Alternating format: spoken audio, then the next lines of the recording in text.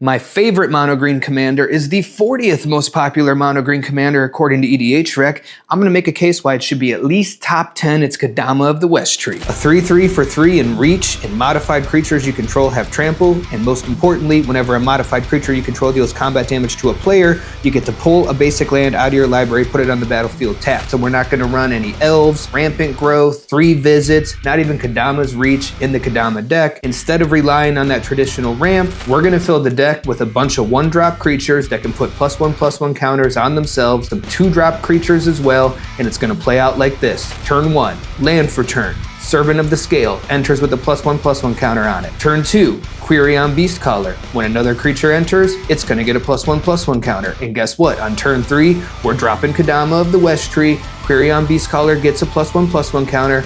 We find a place to swing. It's turn 3. There's going to be somewhere to swing. Servant of the Scale, Query on Beastcaller, make contact. We get to pull 2 lands out of our library and drop them on the battlefield. Boom, we're ramping. Going into turn 4, play a land for turn. We got 6 mana on turn 4 and we're ready to rage. Kodama also works great with landfall synergies. So we can do something like this. Let's get a Chocobo on turn 1, then on turn 2, we drop a land. The Chocobo gets a +1/+1 counter. We cast Bristly Bill. On turn 3, we drop a land. The Chocobo gets a +1/+1 counter. We have Bristly Bill put a +1/+1 counter on himself. We cast our commander. We're swinging. We ramp our 2 lands. And when those 2 lands come in, the Chocobo's getting bigger. Let's throw a couple counters on our commander. And now on turn 4, we can get crazy. We'll go Traveling Chocobo, doubling our landfall triggers, play a land. So we're getting 2 more +1/+1 counters on the Chocobo. We'll have Bristly Bill put another on himself. Let's throw 1 on the Chocobo. And we still got 3 mana available, so we're going to drop Branching Evolution. If 1 or more +1/+1 counters we put on a creature you control, twice that many +1/+1 counters are put on that creature instead. So we swing out with our Chocobo,